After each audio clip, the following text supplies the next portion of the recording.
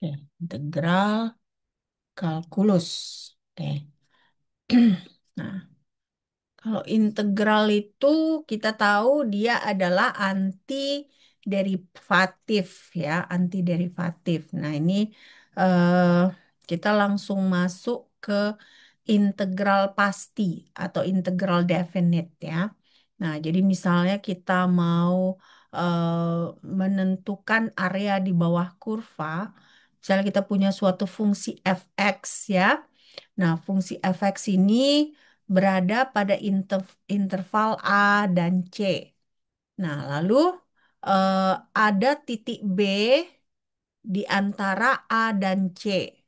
Nah, jadi berarti kita sesudah kita tahu fakta itu, berarti kita tahu ada interval AB lalu interval BC ya. Nah, artinya kalau kita punya integral dari fx dx A ke C itu pada dasarnya adalah sama dengan integral fx dx A ke B tambah integral fx dx dari B ke C ya. Nah, jadi ini kita berbicara tentang integral pasti atau integral definite. Nah, jadi saya lewatkan integral indefinite karena nggak ada waktu kita belajar itu ya. Kita dikejar waktu. Oke, ini mau dicatat? Catat Iya, dong. Mem. Oke, Catat, silakan Mem. dicatat. Silakan dicatat. Nah, biar kita lanjut ke bagian yang berikutnya. Oke. Jadi hari ini kita belajar integral substitusi, nanti teknik integral dengan substitusi. Besok nanti kita belajar teknik integral dengan rumus UV integral VDV ya. UV kurang VDV.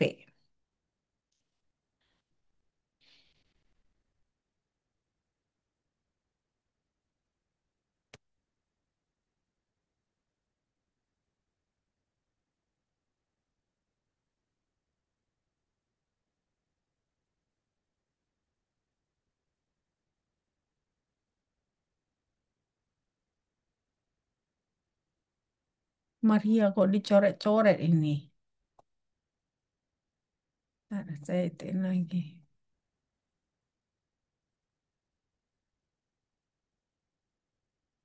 Eh, sudah?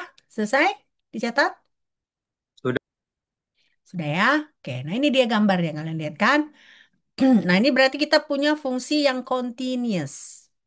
Nah, fungsi yang kontinu. Nah, ya kalian lihat nggak ada terpotong ya kan? Nah, jadi dia kita bisa menghitung area di bawah kurva ini. Nah, caranya bagaimana? Bisa langsung integral fx dx dari A ke C, tapi bisa juga dengan kita melakukan dua kali integral. Jadi kita menjumlahkan dua integral. Nah, jadi integral fx dx dari A ke B. Nah, lalu integral fx dx dari B ke C. Oke. Nah, jadi gambar satu ini mengilustrasikan persamaan satu tadi. Ya. Jadi gambar satu mengilustrasikan persamaan satu.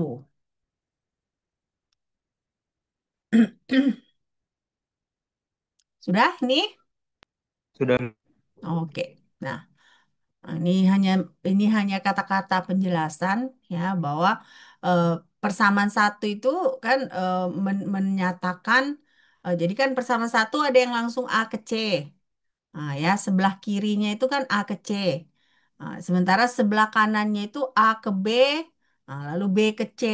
Nah, jadi yang sebelah kiri itu udah total area. Nah, sementara yang sebelah kanan itu yang menyatakan bahwa kita sebenarnya bisa melakukan penjumlahan hasil integral. Nah, ya, nah, itu makna gambar satu.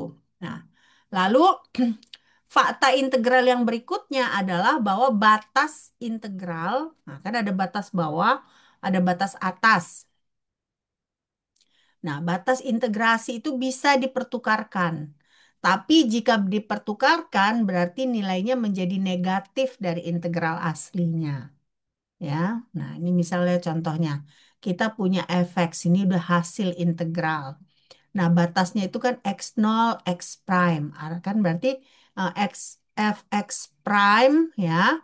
Nah, si x prime ini batas atas, kita substitusikan ke hasil integrasi, dikurang fx0 batas bawah.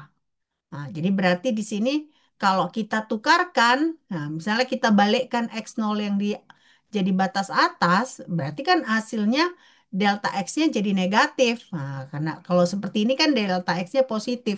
Jadi begitu kita tukarkan batas integralnya,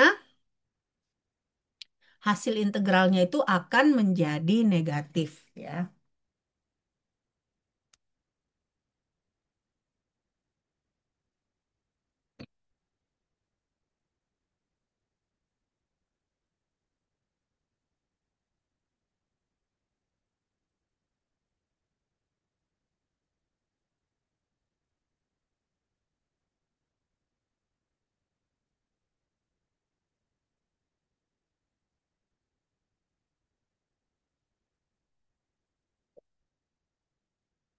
Sudah?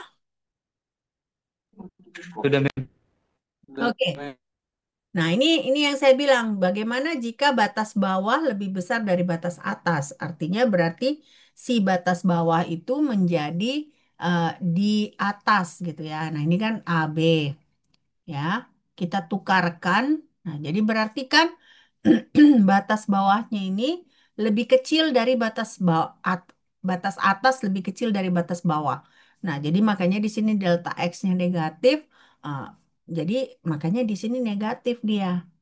Nah, jadi ketika kita pertukarkan ya batas atasnya, batas bawah ini, hasil integralnya itu pasti negatif jadinya.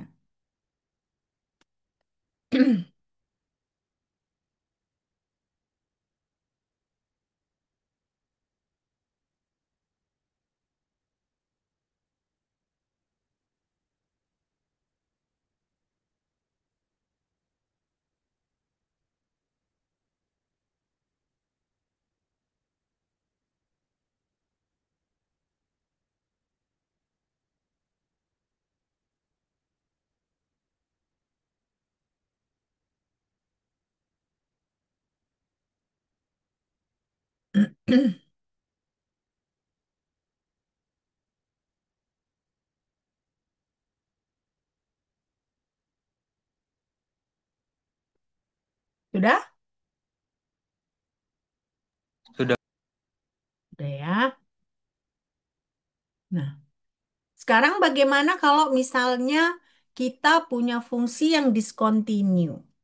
Nah, discontinue itu bagaimana? Artinya berarti fungsi itu dia terputus pada satu titik. Nah, jadi misalnya kan kita punya fungsi fx, nah ternyata dia terputus pada x sama dengan b. Nah, apakah berarti kalau kita punya fungsi tersebut, fungsi seperti itu kita tidak bisa menghitung area di bawah kurvanya? Nah, itu yang kita tanyakan sekarang. Nah, apakah itu bisa terjadi seperti itu? Nah, ternyata tidak. Jadi walaupun fungsi kita itu terputus pada titik B, kita bisa menghitung area di bawah kurva. Nah, bagaimana cara menghitungnya?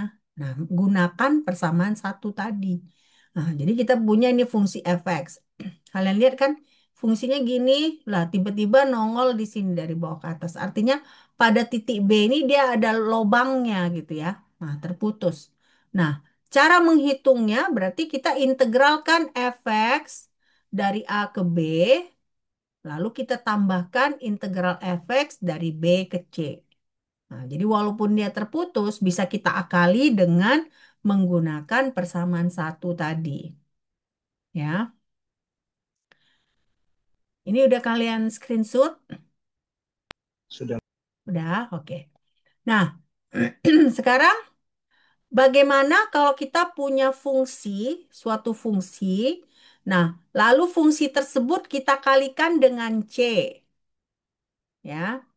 Nah, kalau kita punya kondisi seperti ini, Nah, C ini kan berarti dia konstanta ya, konstanta. Lalu fx ini adalah fungsi. Si konstanta ini bisa kita pindahkan keluar dari tanda integral seperti ini. Artinya apa? Artinya si konstanta ini tidak perlu masuk dalam proses integral. Nah, jadi bisa kita keluarkan.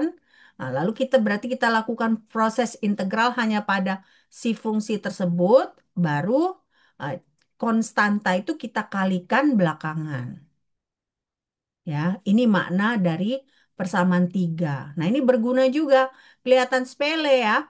Tapi nanti ketika kalian misalnya menghadapi problem-problem gas dan termo, problem-problem kimia kuantum. Nah, kalian kalian belum dapat ya kimia kuantum ya. Nah, semester depan nggak sepertinya kalian dapat kimia kuantum. Nah, nanti tuh ada banyak soal-soal yang mengharuskan kalian melakukan proses integrasi. Nah, jadi caranya bagaimana ya? Kalau ada yang bisa disederhanakan, sederhanakan agar ketika kita mengintegrasikan fungsi tersebut tidak terlalu rumit gitu ya. Nah, jadi makanya di sini misalnya kalau C ada C, ya C-nya itu dikeluarkan aja dari si integral ini. Nah, agar kita lebih gampang dalam melakukan proses integrasi fungsinya. Oke? Selesai ini? Sudah memang. Oke. Nah, Bang. Nah, jadi sekarang kita masuk ke fungsi ganjil, fungsi genap. Nah, kalau kita punya fungsi ganjil, ya, lalu kita integrasikan fungsi ganjil ini, misalnya fx ini adalah fungsi ganjil. Lalu kita integrasikan. Nah, batasnya itu adalah negatif C ke C. Artinya sama batas atas dengan batas bawahnya, hanya saja beda tanda. Nah, hasil integrasinya itu pasti sama dengan nol. Itu kalau kita punya fungsi ganjil.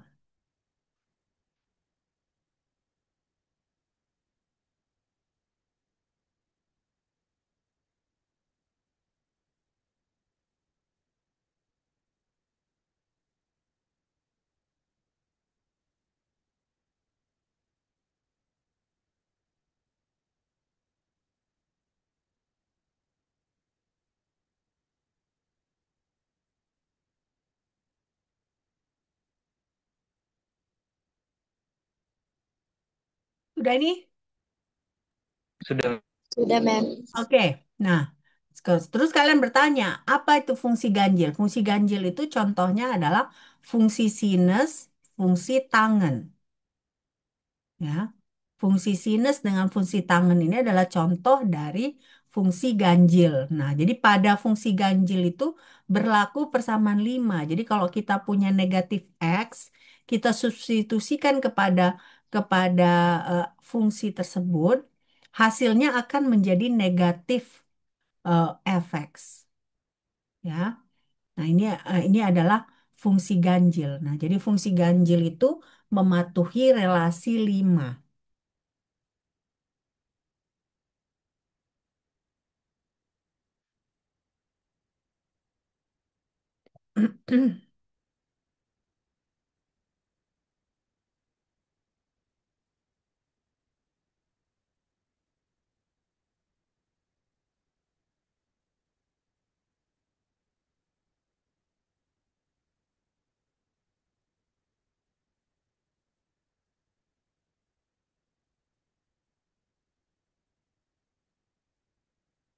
Sudah?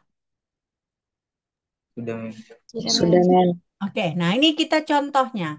Kita punya fx sama dengan x dikali e pangkat negatif x kuadrat.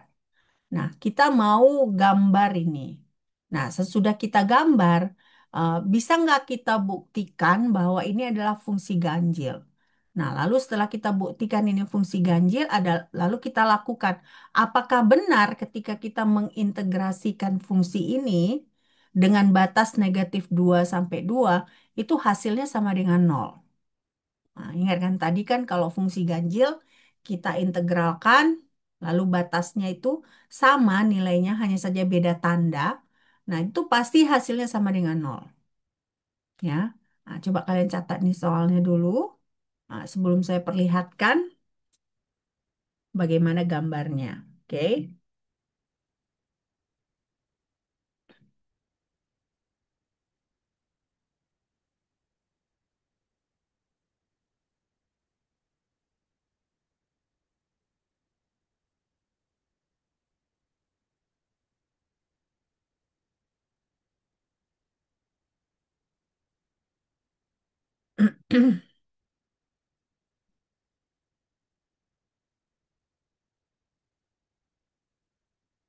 Sudah? Nah, jadi kalau kita gambar, nah ini gambarnya memang pakai software ya. Nah, nggak bisa kita gambar pakai tangan. Nah, kalau kita gambar pakai software, ini hasilnya. Hmm. Kenapa menurut kalian integralnya itu jadi sama dengan nol? Kalau dari gambar ini.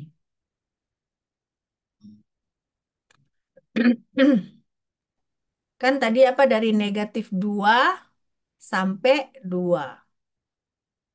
Kita lihatlah kita lihat di pusatnya ini ya, di nol kan. Nol ke 2, nol ke negatif 2. Bagaimana areanya menurut kalian ini?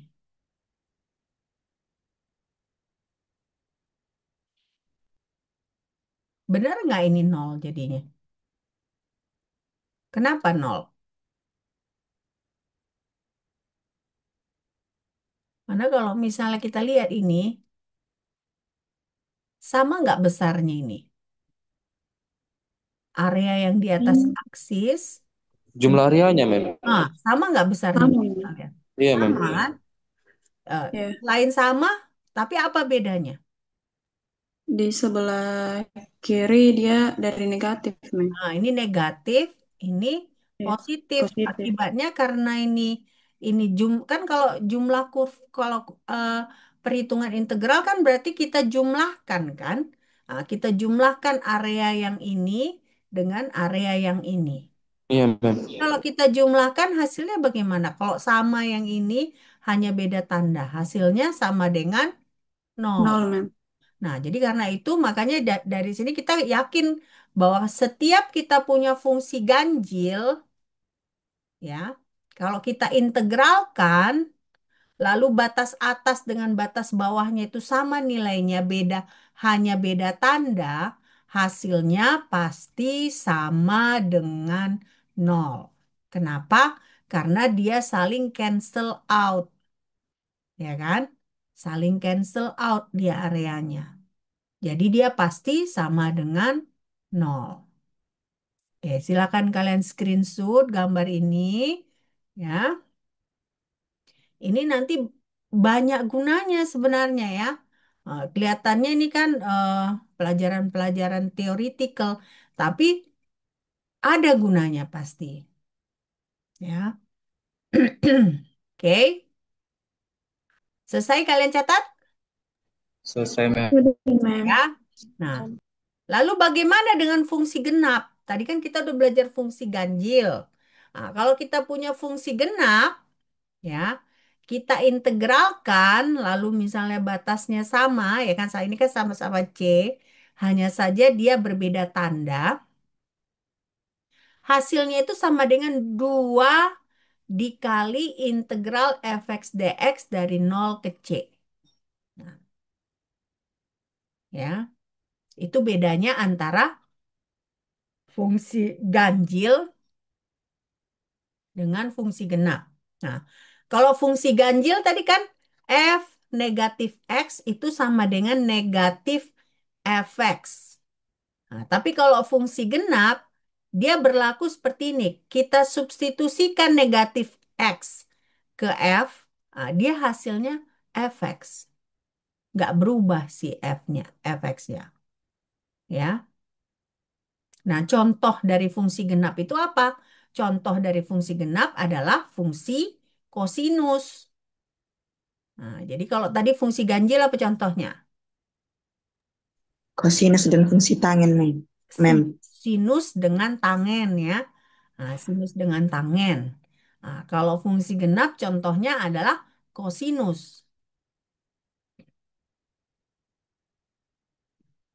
Oke,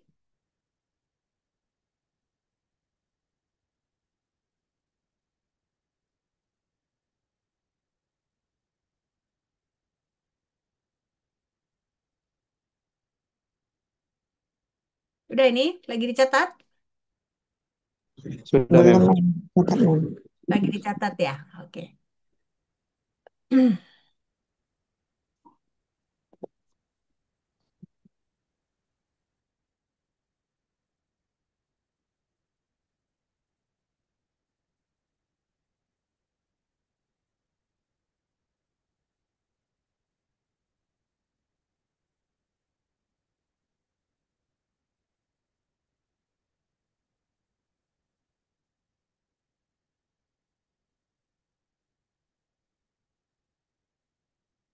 Oke, selesai?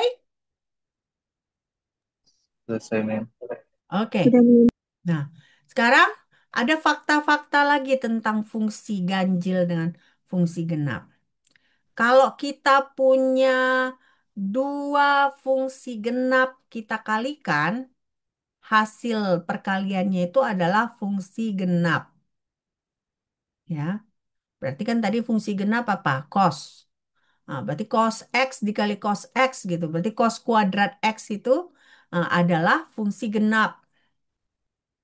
Nah, lalu kalau kita punya produk dari fungsi ganjil dan fungsi genap, ya, sorry, produk dari dua fungsi ganjil. Nah, berarti kan tadi fungsi ganjil apa?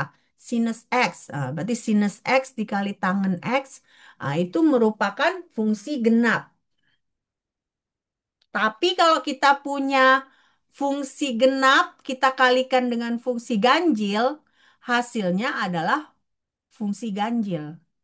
Nah, jadi berarti kalau kita kalikan sinus X dengan cos X, jadi sin X cos X itu adalah fungsi ganjil.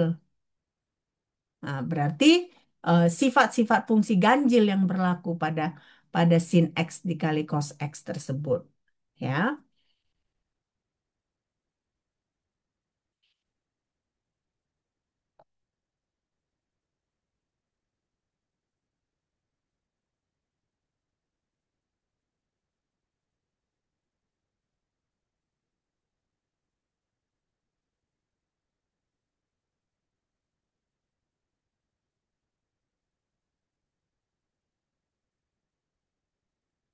sudah?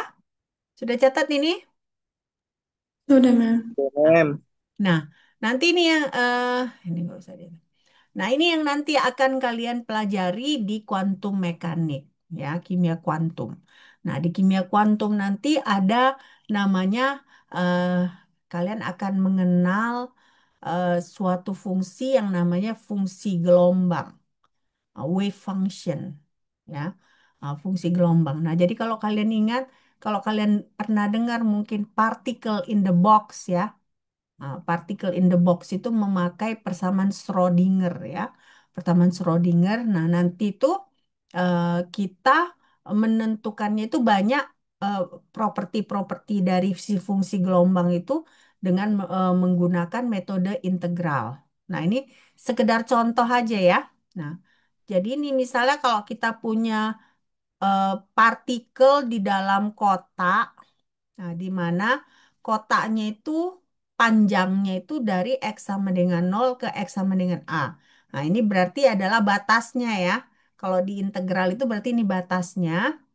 Nah, kalau dari sini kita bisa simpulkan bahwa dua fungsi gelombang energi terendah itu adalah pada persamaan 7 dan 8. Nah, jadi jangan kalian tanya dulu bagaimana caranya, karena nanti kita kalau maksudnya nanti kalian akan bertemu ini di mata kuliah kimia kuantum. Tapi inilah contohnya aplikasi dari si integral ini. Nah, dari si fungsi genap atau fungsi ganjil tadi.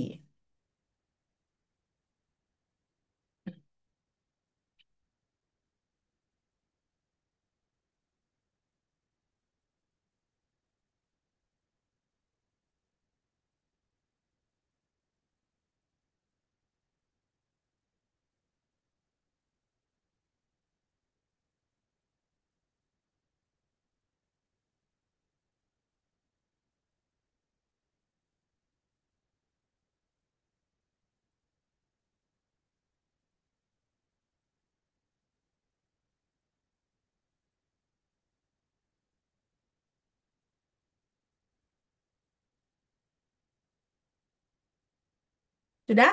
Sudah selesai dicatat? Sudah, Ma'am. Sudah. Oke. Nah, sekarang kita masuk ke teknik integrasi. Nah, jadi hari ini kita fokus hanya ke satu teknik integrasi ya. Nah, besok kita lanjut ke teknik integrasi berikutnya ya. Jadi nanti kalau terlalu banyak, kalian langsung pusing ya kepalanya ya. Nah, jadi satu teknik integrasi dulu. Oke? Nah, teknik integrasi yang pertama itu namanya metode substitusi. Nah, metode substitusi itu artinya kalau kita punya suatu fungsi yang kita akan integralkan, kita sederhanakan satu bagian dari fungsi tersebut. Nah, kalau kita sederhanakan satu bagian dari fungsi tersebut, berarti batas atas dan batas bawah dari integral tersebut juga harus eh, kita ubah, ya. Ya ini gak usah catat karena nggak akan ada gunanya dicatat, ya. Nah, cukup nanti kalau ada soal kalian coba kerjakan, oke? Oke. Nah ini contohnya. Kita punya integral 0 ke tak hingga X dikali E pangkat negatif X kuadrat dx. Nah, ya. Bagaimana caranya kita mengerjakan ini tanpa tabel integral? Bagaimana caranya? Tadi kan saya bilang metode substitusi, ya. Metode substitusi. Nah, berarti kan ada yang harus kita sederhanakan kan? Nah, bagaimana kalau saya bilang coba kita ganti si X kuadrat itu sama dengan Y, ya.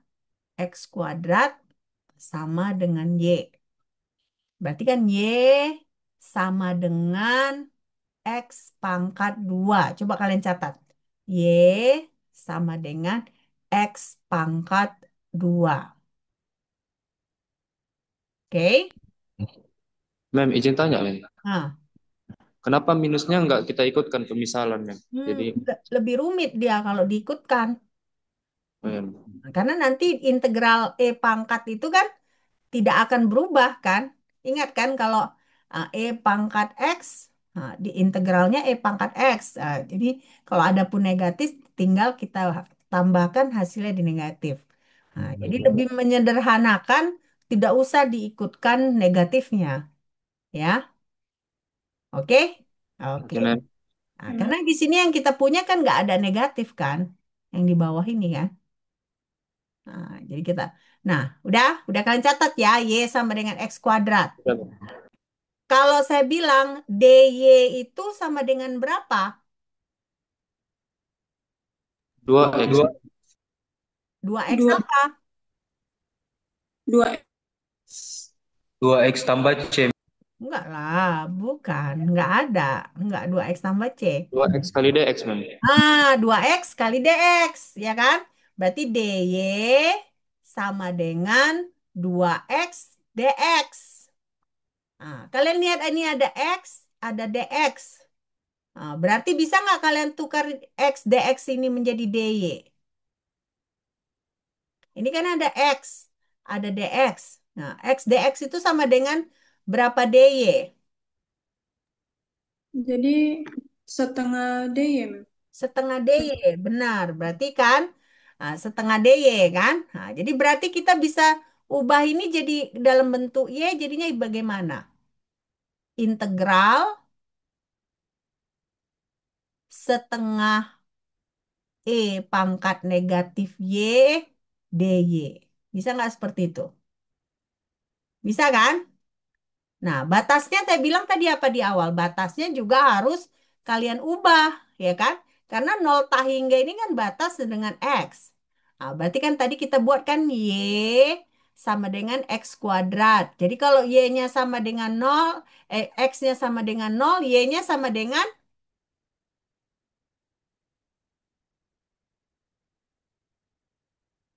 kan tadi kita umpamakan Y sama dengan X kuadrat. Benar nggak?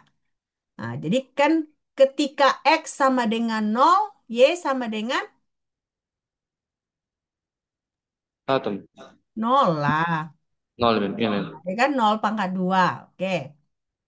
Nah, lalu Y kan sama dengan X kuadrat. Nah, jadi ketika X sama dengan tak hingga, Y sama dengan tak hingga pangkat 2 itu berapa? Tak hingga. Nah, jadi berarti walaupun kita udah ubah dari menjadi Y di sini, berarti batasnya itu adalah 0 tak terhingga juga. Ya. Nah, kalau udah kalian sederhanakan seperti itu, bisa nggak kalian integralkan?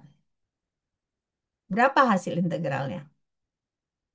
Nah, jangan lupa ya, negatifnya itu kita tetap ya. Jadi, E pangkat negatif Y. Jadi, integral setengah. Nah, setengahnya bisa kita keluarkan, benar nggak? Iya, Karena Mem. kan setengahnya konstanta tadi kan. Nah, jadi setengah dikali integral 0 tak hingga E pangkat negatif Y dy.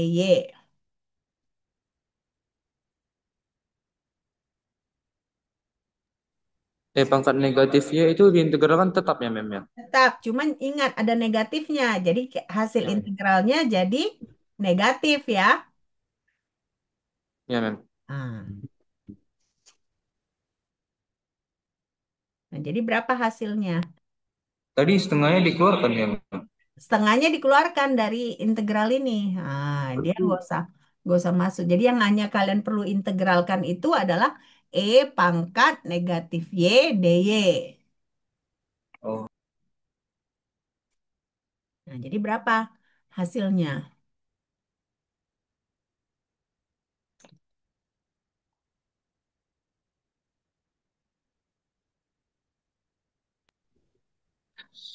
satu ya. Oh, Setengah, Mem. setengah, bukan satu, setengah ya. Jangan Minus lupa setengah E pangkat sebenarnya. U, Mem. Hah? Eh, minus setengah E pangkat Y. Enggak lah. Kan harus kalian masukkan E pangkat nol, E pangkat tak hingga, ya kan? Ya, tak Kurang hingga. E pangkat nol. Nah, E pangkat nol kan satu. Nah, negatif satu dikali negatif setengah, jadinya positif setengah. Oke? Nah, udah berarti udah dapat kalian caranya, benar nggak? Udah kan? Udah, Mem. Udah. Jangan lupa kalian substitusi batas atas, batas bawahnya lah. Ya? Nah, coba ini mau dicatat nggak? Ini prosesnya. Mau dicatat atau nggak? Catat, Mem. Catat. Oke, silakan.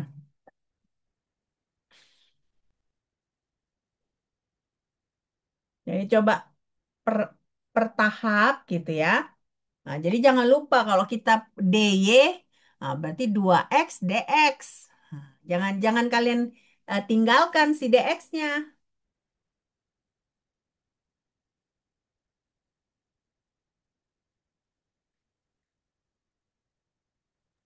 Berarti, Mem, sebelum disubstitusikan, Hmm. hasilnya min setengah E pangkat min X kuadrat, Mem.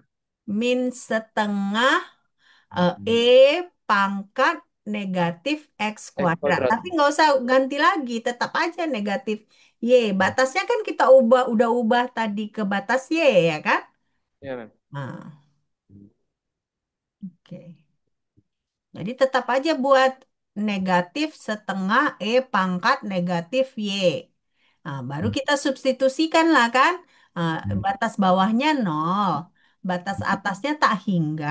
Nah, berarti kan E pangkat negatif setengahnya kita keluarkan aja dulu kan. Nah, di dalam kurungnya kan berarti E pangkat tak hingga. Nah, kita kurang dengan E pangkat nol. Nah, E pangkat tak hingga itu kan jadi nol. Ya kan? Berarti nol dikurang satu.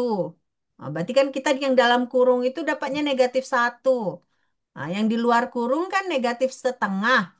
Nah, jadi negatif setengah dikali negatif satu, nah, makanya hasilnya sama dengan positif setengah. Ya, oke? Ini udah selesai dicatat belum? Udah? Sudah, Mem. Ya, ya. Nah, ini dia hasilnya. Makanya hasilnya adalah setengah, positif setengah. Ya.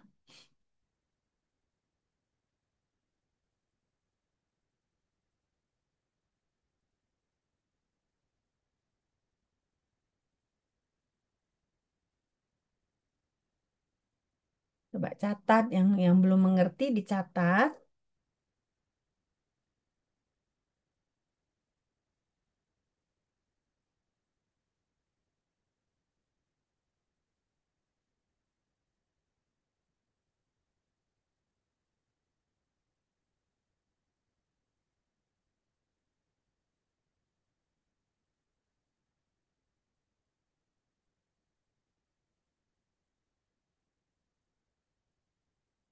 Sudah? Selesai dicatat ini?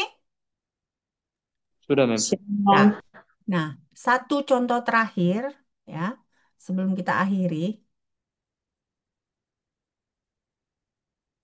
Oh, ini kemarin.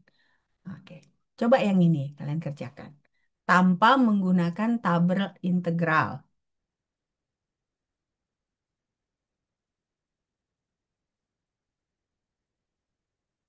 Lalu kita lanjut besok untuk metode teknik yang berikutnya ya. Biar kalian jangan mumet.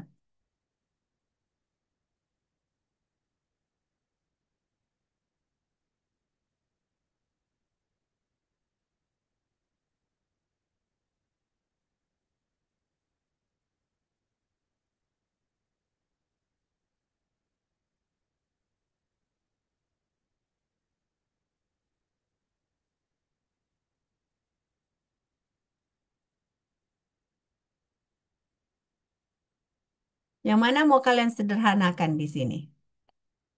2 kurang 2 X, Mem. Nah, 2 kurang 2X kalian sederhanakan. Oke.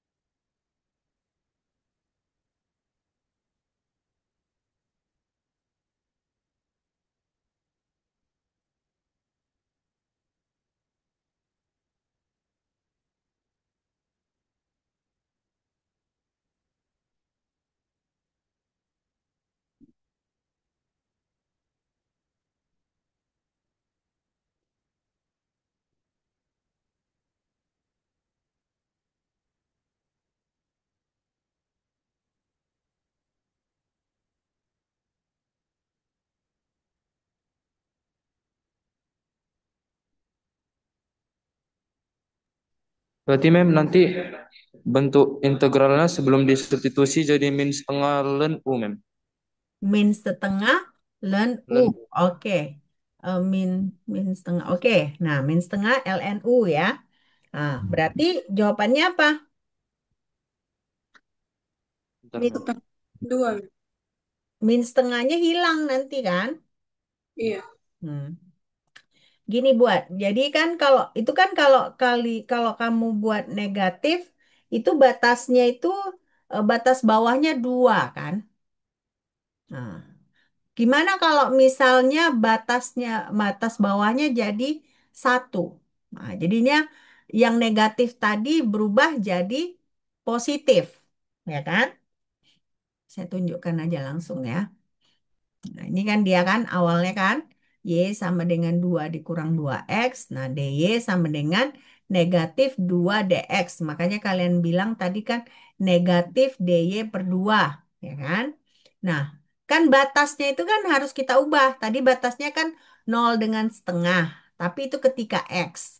Nah, jadi berarti ketika X sama dengan 0, kita ganti batas Y-nya itu jadi 2. Nah, baru ketika X sama dengan setengah, batas Y-nya jadi 1. Oke, nanti nanti kalian catat. Ini kita lanjutkan aja dulu. Nah, jadi kan awalnya gini kan? Nah, setelah kita sederhanakan jadi gini. Tapi ini kan setengah, nah, batasnya 2 dengan 1. Nah, ingat tadi, kalau bisa kan kita tukar batas kan? Nah, kalau kita tukar batas kan dia jadi kita negatifkan ini. Nah, kita hilangkan negatifnya. Jadi ini sama aja dengan setengah dikali integral batasnya 1, batas bawahnya 1, nah, batas atasnya 2 dy per y. Nah, jadi makanya negatifnya itu jadi hilang ya. Nah, berarti ini kan setengah bisa kita keluarkan karena dia konstanta. Lalu berarti kan integral, nah, 1/2 seper Y dy. Hasilnya apa? ln Y. Nah, integral seper Y dy kan ln Y. Nah, jadi berarti setengah ln Y dengan batas bawah 1 dan 2. Artinya setengah dikali ln 2 dikurang ln 1. Ingat lagi kalau kita punya ln 2, ln A dikurang ln B itu sama dengan ln A dibagi B. Nah, jadi berarti ln 2 dikurang ln 1, nah itu sama dengan ln 2 dibagi 1. Nah, jadi makanya di sini hasil akhirnya adalah setengah dikali ln 2. Oke? Nah, sebenarnya Immanuel tadi udah benar sampai sini kan? Nah, tapi eh, bisa lebih gampang kalau misalnya kalau kita punya kecenderungan kalau ada negatif-negatif gini kan agak susah kita rasa menghitungnya. Jadi bagaimana kita modifikasi supaya negatifnya hilang dengan cara membalikkan batasnya, ya. Oke, Manuel? Oke, Mem. Oke. Ini udah kalian catat belum? Sebentar, Mem. Oke, mau dicatat dulu.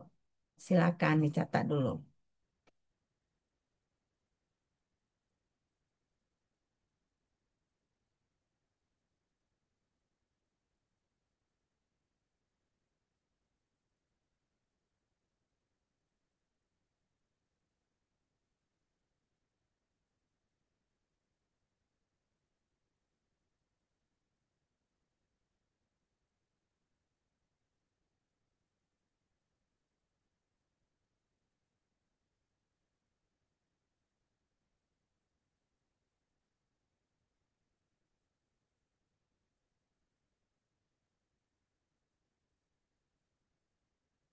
Sudah, Mem.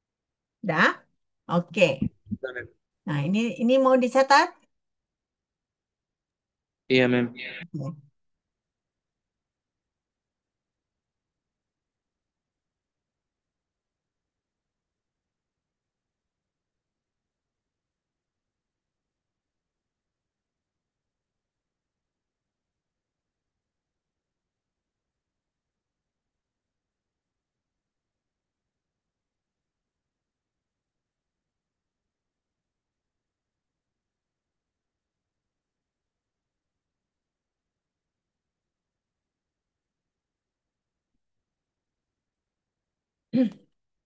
Sudah?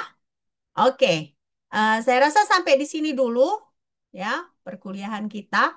Apakah semuanya jelas? Jelas, Jelas. Mem. Untuk integration, untuk ini kan integrasi, time integrasi by substitution. Nah, jadi besok kita belajar integration by part ya.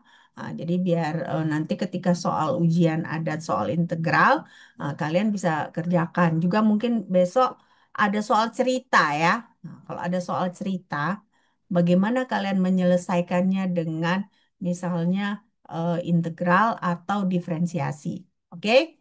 Oke, kalau tidak ada pertanyaan, saya akhiri dulu. Sampai jumpa besok. Oke, bye. Baik, terima Thank kasih. you, Ma'am. Terima kasih, Mem.